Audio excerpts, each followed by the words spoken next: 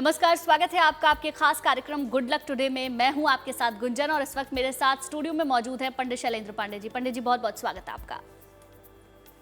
नमस्कार।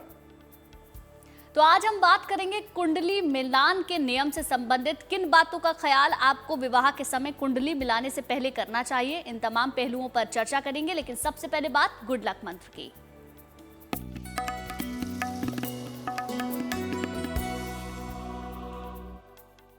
अगर आपके जोड़ों में, ज्वाइंट्स में पेन रहता है, दर्द रहता है, तो चांदी के 2 छल्ले बनवा लें और हल्का सा टाइट करके, बहुत जरा सा टाइट करके दोनों पैरों के अंगूठे में धारण करें। अगर आप ऐसा करते हैं तो आपको जोड़ों के दर्द से, ज्वाइंट पेन से जल्दी राहत मिल पाएगी। और अब बात करेंगे 15 सितंबर के पंचांग के बारे में।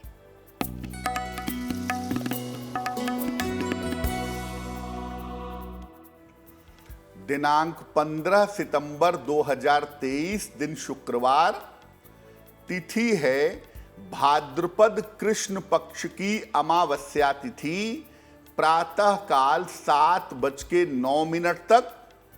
नक्षत्र है उत्तरा फाल्गुनी नक्षत्र। चंद्रमा सिंह राशि में संचरण कर रहे हैं प्रातः 11:36 तक।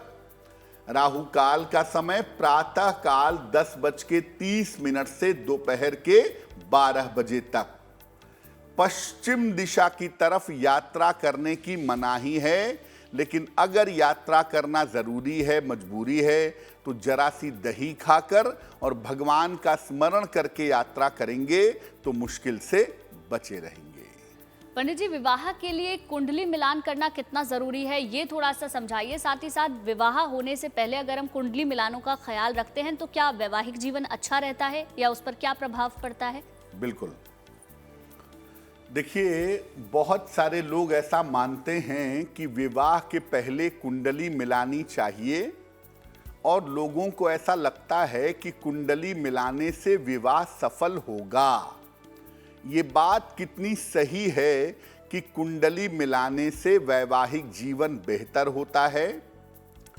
देखिए, बालक और बालिका के मध्य, यानी जिस लड़के और जिस लड़की की शादी हो रही है, उनके बीच में प्रेम और तालमेल अच्छा रहे और दोनों एक साथ जीवन में आगे बढ़ें, कम से कम संघर्ष करें, इसके लिए कुंडली मिलान किया जाता है। कुंडली मिलान में बहुत सारी चीजों पर विचार किया जाता है, जैसे नाड़ी दोष, ग्रह मैत्री, गण, भकूट दोष और मंगल दोष। हर चीज का अपना महत्व है और सबका विचार किया जाता है। लेकिन मैं आपको बता दूं कि कुंडली मिलान के भी बड़े सारे तरीके हैं। सामान्यतः जो हमारे परिवारों में या सामान्यतः जो लोग कुंडली मिलाते हैं उसे अष्टकूट मिलान कहते हैं और अष्टकूट मिलान को ही लोग पर्याप्त मान लेते हैं, जबकि अष्टकूट मिलान से ज़्यादा ज़रूरी है कि दोनों की कुंडलियों की बारीकी से जांच की जाए। भाव मिलान भी होता है, अष्टकूट मिलान भी होता है और दोनों ही कुंडलियों की गहराई से जांच भी की जाती है। तो अगर आपको कुंडली मिलाना है तो अष्टकूट मिलान करिए, उसमें कोई हर्ज नहीं है। लेकिन इसके अलावा दोनों की कुंडलियों को आपस में मिलाकर भी जरूर देख लेना चाहिए। कई सारे पैमाने पंडित जी आपने बताए जिनका ख्याल रखना होता है कुंडली मिलान के वक्त। नाड़ी दोष क्या है और कुंडली मिलान में कितना महत्वपूर्ण है, इसके बारे में बताएं। कुंडली मिलाते समय नाड़ी दोष की बात की जाती है। क्या होता है नाड़ी दोष? हर नक्षत्र के अनुसार बालक और बालिका की नाड़ियां अलग अलग होती हैं। नक्षत्र मेलापक है ना, तो बालक का जो नक्षत्र है उसकी नाड़ी और बालिका का जो नक्षत्र है उसकी नाड़ी देखी जाती है। इससे ये देखा जाता है कि लड़के और लड़की का स्वास्थ्य कैसा रहेगा और संतान उत्पत्ति की स्थिति कैसी रहेगी। अगर वर और कन्या की यानी लड़के और लड़की की नाड़ी एक हो तो स्वास्थ्य की समस्या और संतान की समस्या के योग बन जाते हैं। एक नाड़ी होने पर तभी विवाह कर सकते हैं जब नक्षत्र एक हो और उनके चरण अलग अलग हों, या दोनों की राशियां भले ही एक हों लेकिन दोनों के नक्षत्र अलग अलग हों। यह भी देखा गया है कि लड़के और लड़की दोनों का बृहस्पति अगर अच्छी स्थिति में हो तो ऐसी स्थिति में नाड़ी दोष का बहुत प्रभाव जीवन पर नहीं पड़ता है। पंडित जी, अब बात कर लेते हैं भाग्यफल की भी। तो बताएं, मेष, वृष और मिथुन राशि का भाग्यफल क्या कहता है? मेष राशि, आपके परिवार में प्रसन्नता आएगी, मान सम्मान की प्राप्ति होगी, संतान पक्ष की तमाम समस्याएं हल होंगी। खाने पीने की वस्तु का अगर आप दान करें तो आपका दिन और भी ज्यादा बेहतर होगा। शुभ रंग होगा पीला और भाग्य का मीटर आपको नंबर दे रहा है 70% मध्यम भाग्य आपके साथ बना हुआ है।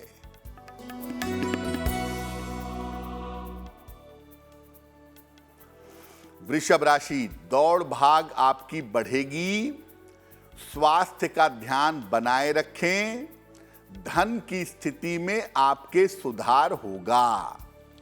किसी निर्धन व्यक्ति को अगर सफेद मिठाई का दान कर दें तो आपका दिन कुछ हद तक बेहतर होगा। शुभ रंग होगा सफेद और भाग्य का मीटर आपको नंबर दे रहा है 65%। जितनी मेहनत करेंगे उतना ही आपको लाभ होगा।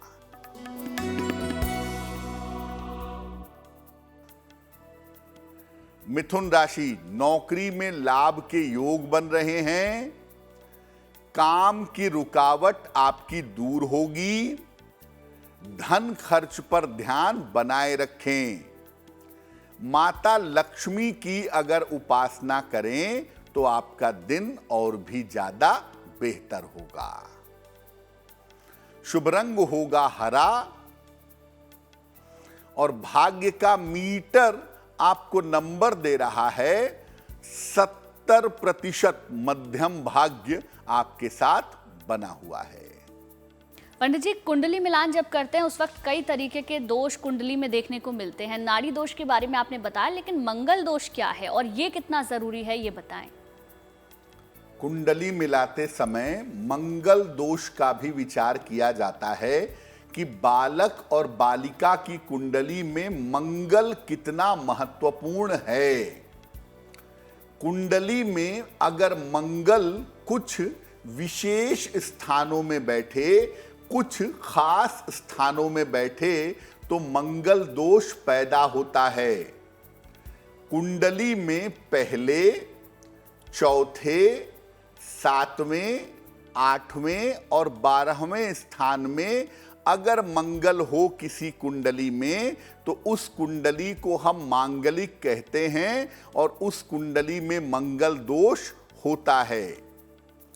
अगर एक की कुंडली में मंगल दोष हो तो दूसरे की कुंडली में भी या तो मंगल दोष हो या उस मंगल दोष का निवारण होना चाहिए। कभी कभी कुछ स्थितियों में मंगल दोष इतना खतरनाक होता है कि दोनों व्यक्तियों में तालमेल काफी ज्यादा खराब हो जाता है। और मंगल दोष अगर दोनों की कुंडलियों में मिलाया नहीं गया है तो दोनों के जीवन के लिए या विवाह चलने के लिए इससे संकट पैदा होता है। मंगल दोष के प्रभाव को कम करने का तरीका ये है कि हनुमान जी की उपासना की जाए, मंगलवार का उपवास रखा जाए और सुंदर कांड का पाठ किया जाए। अगर ऐसा नियमित रूप से किया जाए तो कुंडली के मंगल दोष का जो निगेटिव प्रभाव है, जो नकारात्मक प्रभाव है, वो काफी हद तक कम हो जाता है। लेकिन सलाह यही दी जाएगी कि अगर एक आदमी की कुंडली में मंगल दोष है तो दूसरे की कुंडली में जरूर देख लीजिए कि वो मंगल दोष बैलेंस हो रहा है या नहीं हो रहा है। पंडित जी, थोड़ा सा भकूट के बारे में बताएं। भकूट आखिर क्या है और कुंडली मिलान में ये कितना महत्वपूर्ण है? आजकल लोग सबसे ज्यादा जिस चीज पर जोर देने लगे हैं वो है भकूट। क्या होता है भकूट? राशियों का आपसी संबंध कैसा है, लड़के की राशि का और लड़की की राशि का आपसी संबंध कैसा है, और लड़के और लड़की के स्वभाव आपस में मिल रहे हैं या नहीं मिल रहे हैं, इसको विचार जब करते हैं तो इसको भकूट कहते हैं। भकूट दोष होने पर तालमेल में काफी समस्याएं आती हैं। अगर दोनों की कुंडलियों में आपस में भकूट दोष है तो तालमेल में बहुत सारी दिक्कतें पैदा होती हैं। अगर दोनों की राशियां एक दूसरे से द्विद्वादश हों, एक दूसरे से 12वें हों, षडाष्टक यानी छठे 8वें हों या नवपंचक हों, 9वें 5वें हों, तो भकूट दोष बन जाता है। अगर लड़के और लड़की की राशियों में मित्रता हो या दोनों के स्वामी एक हों तो ये दोष भंग हो जाता है। यानी भकूट दोष के लिए आप ये देख लीजिए कि भकूट दोष कहने के पहले कहीं दोनों में ग्रह मैत्री तो नहीं है। अगर दोनों की राशियां आपस में मित्र हैं तो भकूट दोष का बहुत ज्यादा प्रभाव नहीं पड़ता है। पंडित जी, अब जानेंगे कर्क, सिंह और कन्या राशि का भाग्यफल क्या कहता है। कर्क राशि, इस समय कोई नई संपत्ति आप खरीद सकते हैं। धन की प्राप्ति होती दिखाई दे रही है। कोई शुभ सूचना आपको इस समय प्राप्त होगी। किसी निर्धन व्यक्ति को अगर धन का दान कर दें तो आपका दिन और भी ज्यादा बेहतर होगा। शुभ रंग होगा लाल और भाग्य का मीटर आपको नंबर दे रहा है 75% उत्तम भाग्य आपके साथ बना हुआ है।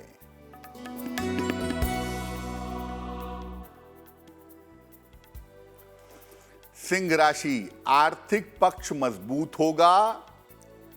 करियर में आपको सफलता मिलेगी। संतान पक्ष से आपको लाभ होगा। खाने पीने की वस्तु का अगर दान कर दें तो आपका दिन और भी ज्यादा बेहतर होगा। शुभ रंग होगा सफेद और भाग्य का मीटर आपको नंबर दे रहा है 85%। सबसे ज्यादा भाग्य आपके साथ बना हुआ है।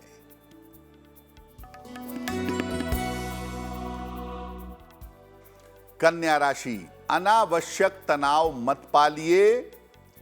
दौड़ भाग आपकी बढ़ी रहेगी। रुका हुआ धन आपको प्राप्त होगा। सफेद मिठाई का अगर दान कर दें तो दिन की मुश्किलें बहुत हद तक हल हो जाएंगी। शुभ रंग होगा आसमानी और भाग्य का मीटर आपको नंबर दे रहा है 65%। जितनी मेहनत करेंगे उतना ही आपको लाभ होगा। और अब वक्त हो गया है आज के पहले सवाल का, तो जानेंगे हमें पहला सवाल किसने भेजा है और क्या भेजा है, बताएं पंडित जी। जी,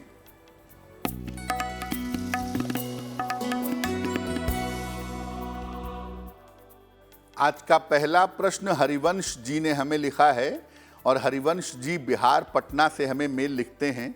इनकी जन्म तारीख है 25 अप्रैल 1961 1961, रात के लगभग 9 बजे, और जन्म का स्थान है बेतिया बिहार। मेल लिखते हैं पटना से। हरिवंश जी लिख रहे हैं कि ये जानना चाहते हैं कि आने वाले समय में इनका स्वास्थ्य कैसा रहेगा और आने वाले समय में संतान की तरफ से इनको सपोर्ट मिलेगा या नहीं मिलेगा।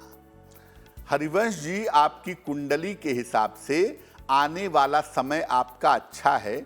उसमें पैसे रुपए को लेकर के, जीवन को लेकर के कोई दिक्कत नहीं है, लेकिन स्वास्थ्य के मामले में आपको सावधानी रखनी होगी।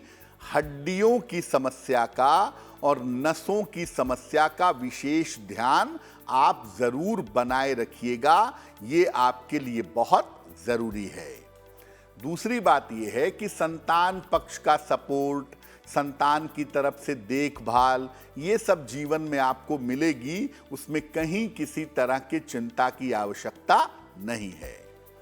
फिलहाल आप एक माणिक्य बनवा के पहन लें, लगभग 6 से 8 रत्ती का माणिक्य तांबे या सोने की अंगूठी में, दाहिने हाथ की अनामिका अंगुली में, रविवार को प्रातः माणिक्य पहन लें और रोज सुबह सूर्य भगवान को जल चढ़ाएं और सुबह शाम दोनों समय हनुमान चालीसा का पाठ करें, आपके लिए बहुत अच्छा रहेगा।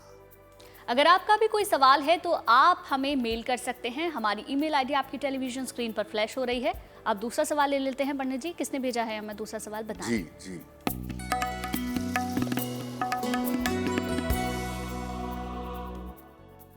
अगला प्रश्न नीलिमा जी ने हमें लिखा है और नीलिमा जी हमें देहरादून से मेल लिखती हैं। 5 सितंबर 1980 का जन्म है, 7:15 प्रातः, जन्म स्थान है पौड़ी। मेल लिखती हैं देहरादून से। ये लिख रही हैं कि वैवाहिक जीवन में बेवजह की समस्याएं निरंतर लगी रहती हैं, बेवजह का तनाव होता है, जिसका बुरा प्रभाव परिवार पर भी पड़ रहा है और मेरे रिश्तों पर भी पड़ रहा है। तो क्या उपाय करें जिससे मेरा वैवाहिक जीवन बेहतर हो सके? नीलिमा जी, शुक्र की स्थिति बेहतर ना होने की वजह से ही इस तरह की समस्या पैदा हो रही है।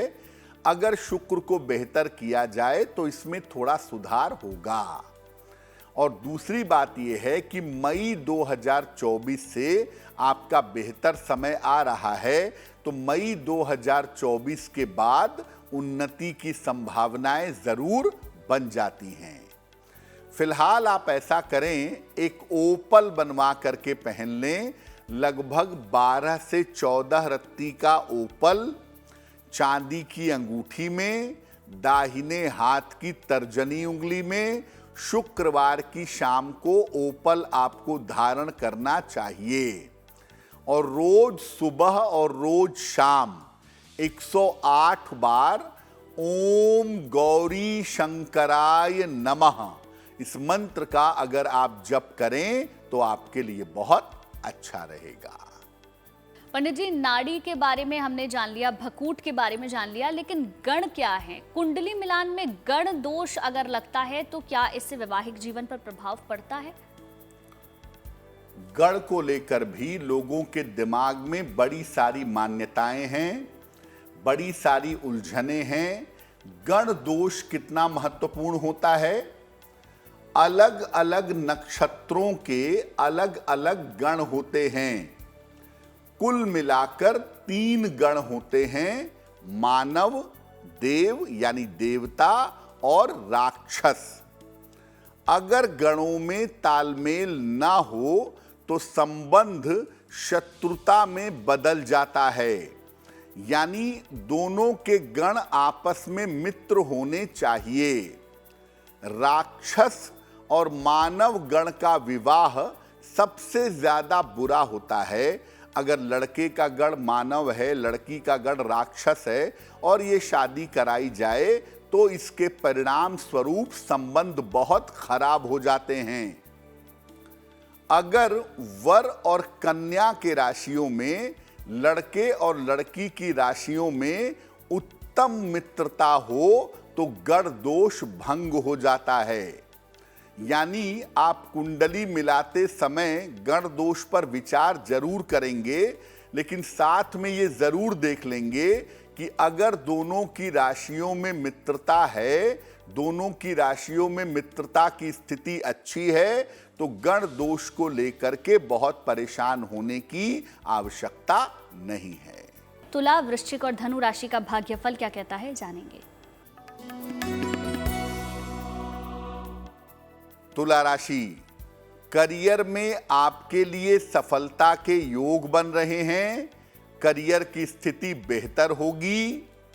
रुके हुए काम आपके पूरे होंगे। वाहन सावधानी से चलाइएगा। खाने पीने की वस्तु का अगर दान करें तो आपका दिन और भी ज्यादा बेहतर होगा। शुभ रंग होगा सिल्वर यानी चांदी जैसा रंग, और भाग्य का मीटर आपको नंबर दे रहा है 70% मध्यम भाग्य आपके साथ बना हुआ है।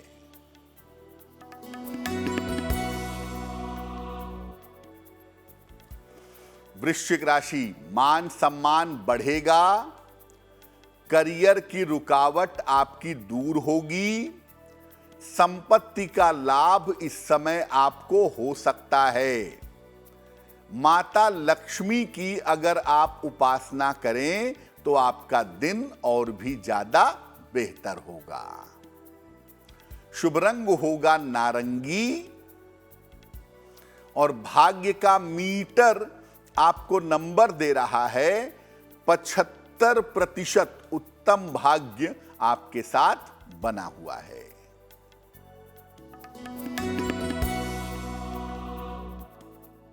धनु राशि, धन लाभ के योग बन रहे हैं। महत्वपूर्ण काम आपके बन जाएंगे। करियर में इस समय बड़ा परिवर्तन हो सकता है। किसी निर्धन व्यक्ति को अगर धन का दान कर दें तो आपका दिन और भी ज्यादा बेहतर होगा।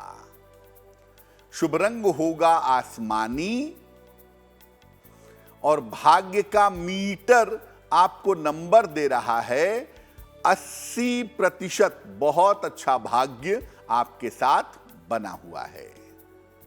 पंडित जी, लगातार हम बात कर रहे हैं जो कुंडली में दोष हो सकते हैं, लेकिन कुंडली का स्वामी एक हो, ग्रह मैत्री हो, इसका क्या मतलब है, ये थोड़ा सा आप बताएं। कुंडली मिलान में ये कितना जरूरी है, ये भी समझाएं। अगर हम ग्रह मैत्री की बात करें और ये कुंडली में कितना महत्वपूर्ण है इसकी बात करें, तो कुंडली मिलान में सबसे ज्यादा जो महत्वपूर्ण है वो है ग्रह मैत्री। वर और कन्या के ग्रहों में पर्याप्त मित्रता होनी चाहिए। लड़के की राशि का जो स्वामी है, जो ग्रह है, और लड़की की स्वामी राशि का स्वामी जो ग्रह है, दोनों में अच्छी मित्रता होनी चाहिए। नहीं तो वैवाहिक जीवन में मुश्किलें कभी समाप्त नहीं होती। अगर ग्रहों में पर्याप्त मित्रता है तो गण दोष, भकूट दोष, योनि दोष और बाकी दोषों का प्रभाव बहुत ज्यादा नहीं पड़ता। यानी ग्रह मैत्री का अच्छा होना बहुत ज्यादा जरूरी है। अच्छी ग्रह मैत्री होने पर विवाह उत्तम होता है और तालमेल श्रेष्ठ होता है। तो आप बाकी तमाम चीजों पर विचार करिए, उसमें कोई हर्ज नहीं है, लेकिन ग्रह मैत्री पर विचार करना सबसे ज्यादा महत्वपूर्ण है। और अगर ग्रह मैत्री पर विचार किया जाए, ग्रह मैत्री अच्छी हो, तो कुंडली मिलान की बहुत सारी चीजें अपने आप बेहतर होती चली जाती हैं। तो आप दुनिया भर के झंझटों में मत पड़िए, बाकी चीजें भी देखिए, लेकिन ये जरूर देख लीजिए कि 5 पॉइंट होते हैं ग्रह मैत्री के, उसमें कम से कम 4 पॉइंट अगर मिल जाएं या 5 के 5 पॉइंट अगर मिल जाएं तो बहुत ज्यादा बेहतर होगा। अब वक्त हो गया है आखिरी 3 राशियों के भाग्यफल को जानने का, तो जानेंगे मकर, कुंभ और मीन राशि का भाग्यफल क्या कहता है। मकर राशि, चोट चपेट से इस समय बचाव करने का प्रयास करें। करियर में थोड़ी समस्याएं आ सकती हैं। दोपहर बाद स्थितियों में सुधार होगा। सफेद मिठाई का अगर दान कर दें तो दिन की मुश्किलें बहुत हद तक कम हो जाएंगी। शुभ रंग होगा धानी और भाग्य का मीटर आपको नंबर दे रहा है 65%। जितनी मेहनत करेंगे उतना ही आपको लाभ होगा।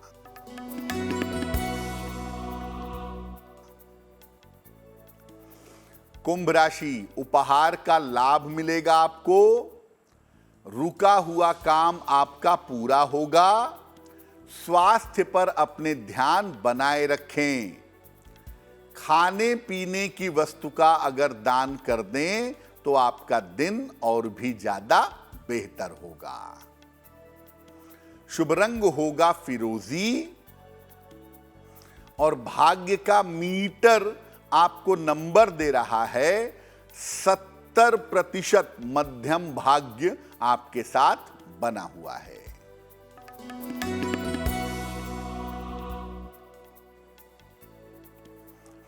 मीन राशि, रुका हुआ धन आपको प्राप्त होगा। करियर के मामले में आपको सफलता मिलेगी। दौड़ भाग आपकी ज्यादा रहेगी। किसी निर्धन व्यक्ति को अगर धन का दान कर दें तो आपका दिन और भी ज्यादा बेहतर होगा। शुभ रंग होगा आसमानी और भाग्य का मीटर आपको नंबर दे रहा है 70%। मध्यम भाग्य आपके साथ बना हुआ है। पंडित जी, अब बताएं हमें तीसरा सवाल किसने भेजा है। जी,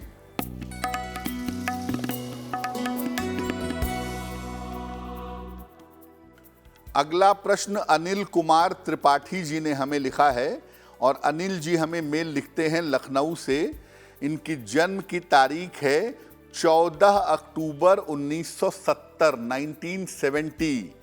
जन्म का समय है दोपहर में 2:10 और जन्म का स्थान है वाराणसी, उत्तर प्रदेश।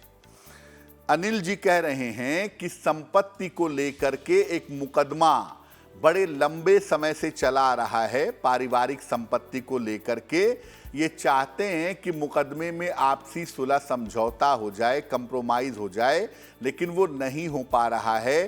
तो क्या उपाय करें कि संपत्ति का ये मुकदमा हल हो, आसानी से जीवन रास्ते पे आ जाए। अनिल जी, आपकी कुंडली के हिसाब से अभी थोड़ा सा इंतजार करिए फरवरी 2024 तक का। फरवरी 2024 के बाद जो समय है उसमें आपसी सुलह समझौते से आपके संपत्ति का मामला हल होगा और जो सफलता आपको मिलनी चाहिए प्रॉपर्टी मैटर्स में वो आपको निश्चित रूप से प्राप्त होगी। आपके लिए बहुत बेहतर होगा। ये मामला आपके पक्ष में चला आए, मुश्किलें दूर हो जाएं, इसके लिए 2 उपाय करने की आवश्यकता जरूर है।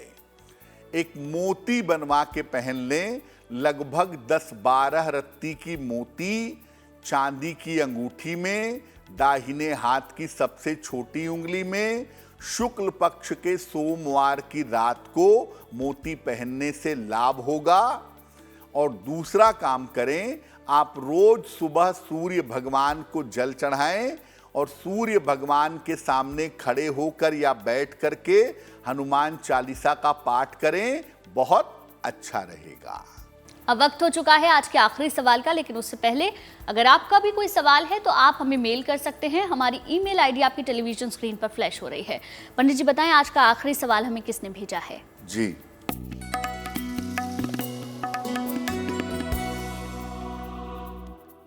आज का अंतिम प्रश्न हमें अमोघ जी ने लिखा है। अमोघ जी हमें नोएडा से मेल लिखते हैं। अमोघ जी की जन्म की तारीख है 3 अप्रैल 2004। जन्म का समय है रात के 10:15 और जन्म स्थान है नोएडा।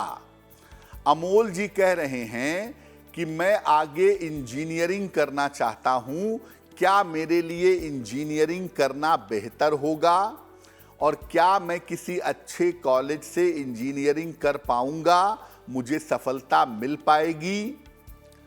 अमोघ जी, आपकी कुंडली के हिसाब से आपके लिए इंजीनियरिंग का क्षेत्र बिल्कुल ठीक है, उसमें ज्योतिष के हिसाब से कोई भी दिक्कत नहीं है।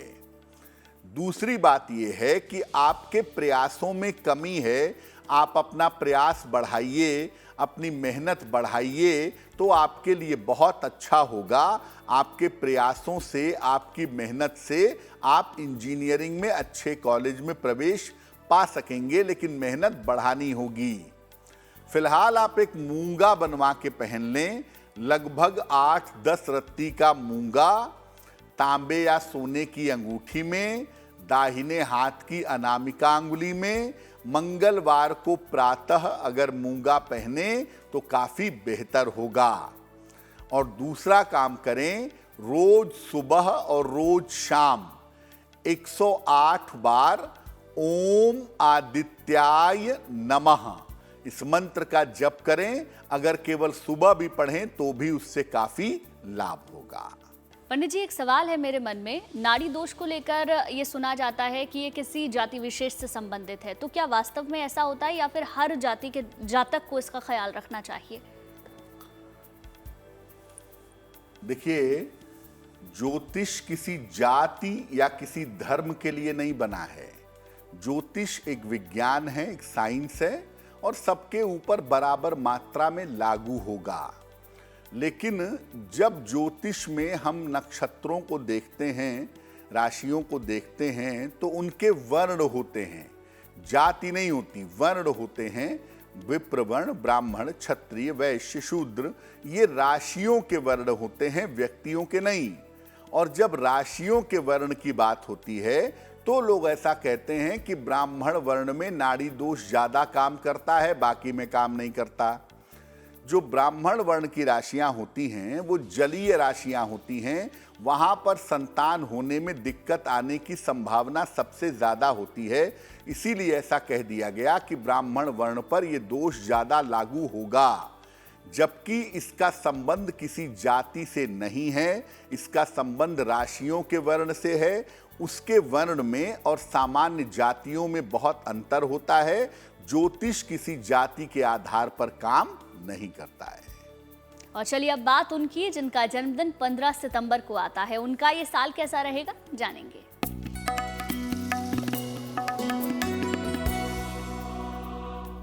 जिन लोगों का जन्मदिन 15 सितंबर को है, उन्हें हम सबकी तरफ से जन्मदिन की हार्दिक शुभकामनाएं।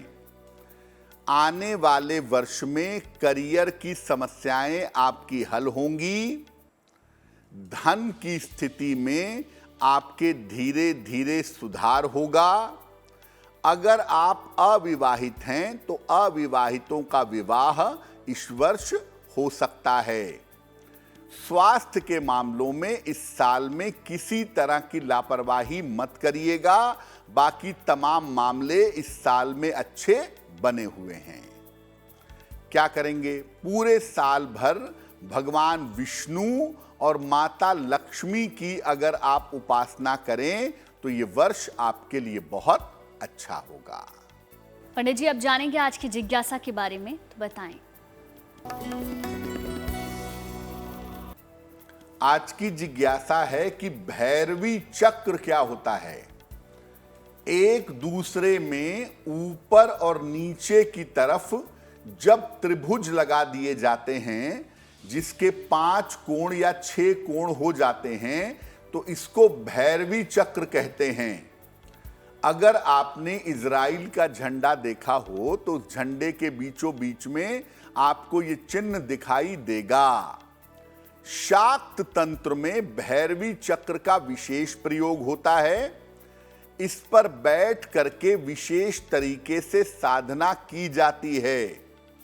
लेकिन अगर आपको भैरवी चक्र का इस्तेमाल नहीं पता है और आप इसका गलत प्रयोग करते हैं तो इससे आपका मानसिक संतुलन बिगड़ सकता है। पंडित जी, अब बात करेंगे 15 सितंबर 2023 के शुभ पहर की। बात करते हैं शुभ पहर की। दिनांक 15 सितंबर 2023 दिन शुक्रवार। शुभ पहर का समय है रात के 9 बजे से 10:30 के बीच में। इस समय में माता लक्ष्मी की कपूर से आरती करिए। अगर आप ऐसा करते हैं तो इससे आपकी आर्थिक स्थिति में सुधार होगा। लेकिन करेंगे शुभ पहर में ही। 15 सितंबर शुक्रवार रात को 9 बजे से 10:30 के बीच में। और अब बात करेंगे गुड लक राशि की। तो गुड लक राशि क्या है, जानेंगे। हम आपको अलग अलग राशियों की शक्तियों के बारे में और उनकी खूबियों के बारे में बता रहे हैं। आज की जो गुड लक राशि है वो है कर्क राशि। कर्क राशि के लोग बड़े कलाकार और बड़े क्रिएटिव होते हैं। कल्पनाशीलता बहुत होती है इनके पास और आध्यात्मिक शक्तियां भी होती हैं। कल्पनाशीलता और अध्यात्म के मामले में अनूठे होते हैं। अपनी शक्ति बढ़ाने के लिए इनको अपने गुरु या भगवान शिव की उपासना करनी चाहिए। ऐसा करना इनके लिए बहुत अच्छा होगा। और अब बात करेंगे महा उपाय की। तो पंडित जी बताएं, महा उपाय क्या है। जी,